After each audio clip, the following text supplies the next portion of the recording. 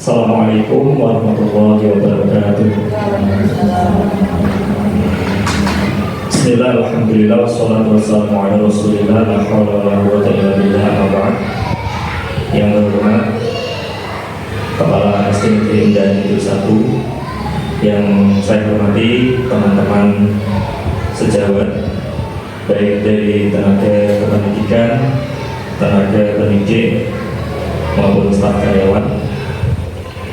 Hari ini saya mengumpulkan Bapak Ibu semuanya di sini untuk mengikuti identifikasi atau pemetaan aset atau modal sekolah di SD Negeri Undahan Kidul 1 sebagai bentuk aksi nyata saya selaku calon guru penggerak angkatan 7 Kabupaten Demak.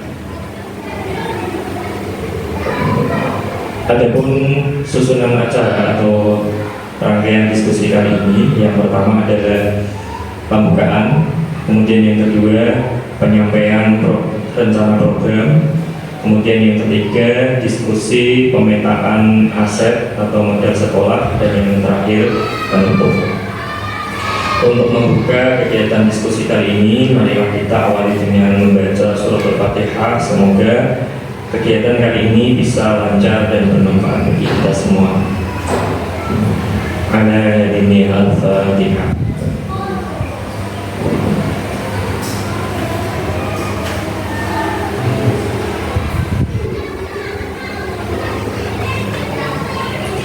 Terima kasih. Langsung saja saya akan sampaikan mengenai pemetaan 7 aset atau modal sekolah di SD Negeri Undahan Kidul 1.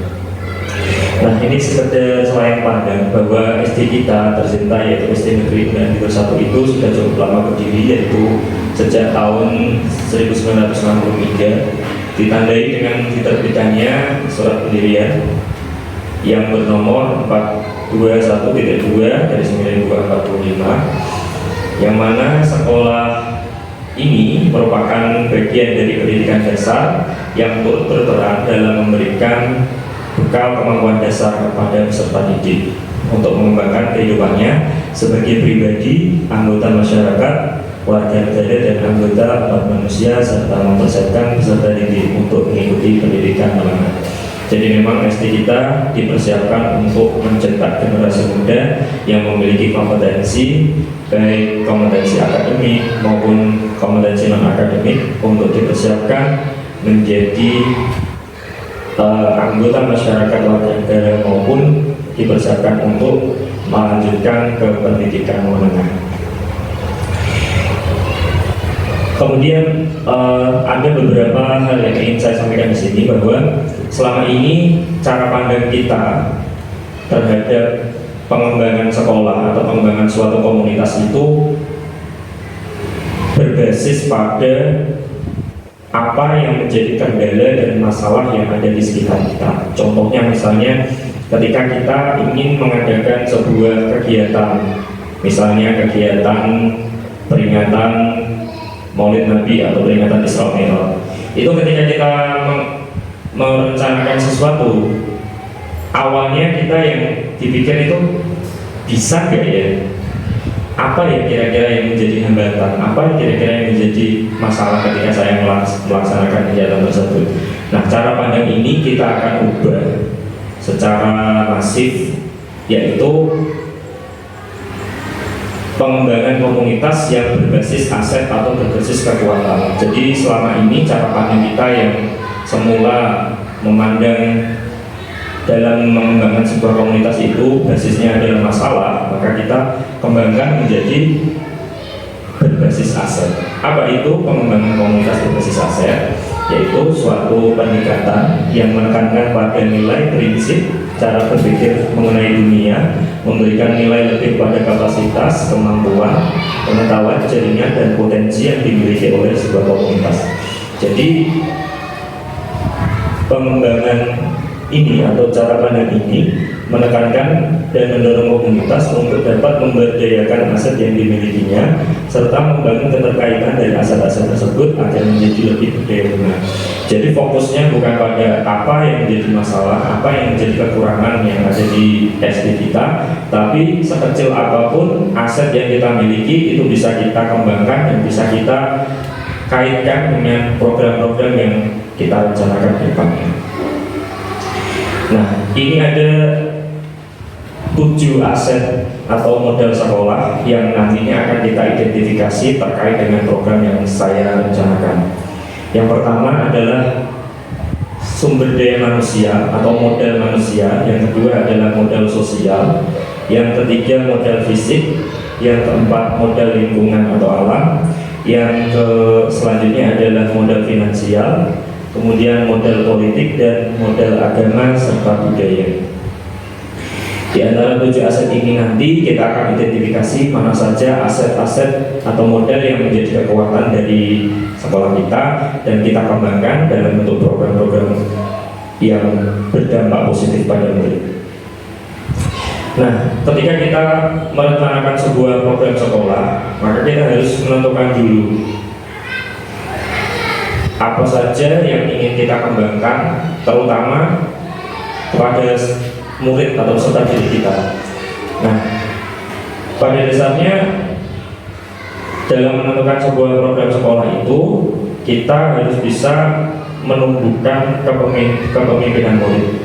Maksudnya bagaimana menumbuhkan kepemimpinan murid itu adalah mengajak bahwa setiap program yang kita rencanakan itu melibatkan murid, baik dalam hal ide, suara, pendapat maupun pilihan serta kepemilikan, bahwa program itu memang benar-benar melibatkan murid dan anak-anak terlibat aktif baik dalam perencanaan, pelaksanaan maupun pengawasannya. Nah, lantas karakteristik lingkungan bagaimana yang bisa menumbuhkan kepemimpinan murid tersebut. Nah, yang pertama, memberikan kesempatan murid untuk mengembangkan pola pikir positif dan merasakan emosi yang positif. Ya, jadi lingkungan yang mendukung pola pikir positif murid dan emosi positif itu yang nantinya akan bisa membuka kepemimpinan murid. Yang kedua, lingkungan yang mengembangkan keterampilan interaksi sosial secara positif, arif dan bijaksana. Kemudian yang ketiga, lingkungan yang melatih keterampilan yang dibutuhkan murid dalam proses pencapaian tujuan akademik maupun non-akademik. Yang keempat, lingkungan yang melatih murid untuk menerima dan memahami kekuatan diri sesama serta masyarakat dan lingkungan di sekitarnya. Karakteristik selanjutnya yaitu lingkungan yang membuka wawasan murid agar dapat menentukan dan menindaklanjuti tujuan, harapan atau mimpi yang manfaat dan kebaikannya melampaui pemenuhan kepentingan individu, kelompok ataupun golongan. Kemudian yang keenam, lingkungan tersebut berkomitmen untuk menempatkan murid sedemikian rupa sehingga aktif menentukan proses belajarnya sendiri. Dan yang terakhir adalah lingkungan tersebut menumbuhkan daya lenting dan sikap tangguh murid untuk terus bangkit di tengah kesempitan dan kesulitan.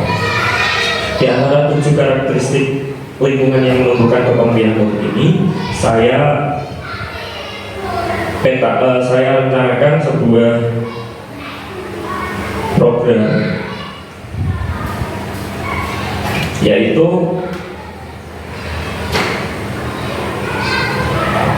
program Satu Gaul. Apa itu program Satu Gaul? Program Satu Gaul itu adalah program yang dilaksanakan untuk mendukung budaya literasi yang ada di sekolah kita, yang dilaksanakan rencananya itu setiap hari Sabtu. Mengingat hari Sabtu itu kalau di kurikulum Merdeka itu basisnya digunakan untuk pengembangan proyek profil Pancasila. Nah, di sela-sela P5 itu kita bisa selipkan entah itu berapa jam pelajaran untuk kegiatan literasi seperti ini. Lalu tujuannya apa program literasi ini? Yang pertama, untuk menumbuhkan dan mengembangkan budaya literasi. Yang kedua, meningkatkan kemampuan nalar kritis. Yang ketiga, ini yang karakteristik lingkungan tadi, menciptakan lingkungan yang menempatkan murid aktif menentukan proses belajarnya sendiri, dan yang keempat, mengembangkan karya literasi siswa baik lisan maupun tulisan. Latar belakang mengapa saya merencanakan program satu gaul ini, yang pertama, pendidikan merupakan proses menuntut kodrat yang ada pada anak. Dalam merencanakan program sekolah, hendaknya melibatkan murid baik dalam memberikan suara, pilihan maupun kepemilikan, termasuk juga pilihan tentang sumber atau media belajar apa yang anak-anak sukai, yang anak-anak pilih, dan sesuai dengan profil belajar mereka. Kemudian yang kedua, pembiasaan literasi yang ada di sekolah masih ditentukan searah oleh guru. Jadi selama ini yang saya amati, program pembiasaan literasi itu 15 menit sebelum pembelajaran dimulai itu, program-programnya itu masih ditentukan oleh guru, baik itu pilihan bukunya, kemudian langkah-langkah kegiatannya itu bagaimana, itu masih ditentukan searah oleh guru. Kemudian yang ketiga, perpustakaan yang tersedia di sekolah itu memiliki beragam referensi, namun pemanfaatannya kurang optimal. Dan yang terakhir, keterampilan literasi dan nalar kritis murid yang masih belum berkembang. Deskripsi singkatnya, jadi program satu gaul ini adalah program co-kurikuler yang dilaksanakan setiap hari Sabtu berupa kegiatan berbasis literasi yang jenis kegiatannya disusun berdasarkan suara, pilihan, maupun kepemilikan sumber informasi dari murid. Dan di akhir bulan nanti, produknya adalah murid bisa menyajikan hasil kegiatannya dalam bentuk karya literasi, baik itu berupa karya cetak maupun karya digital. Kegiatan ini saya rencanakan untuk dilaksanakan bagi murid pada fase B dan fase C, yaitu kelas 3, 4, dan 5.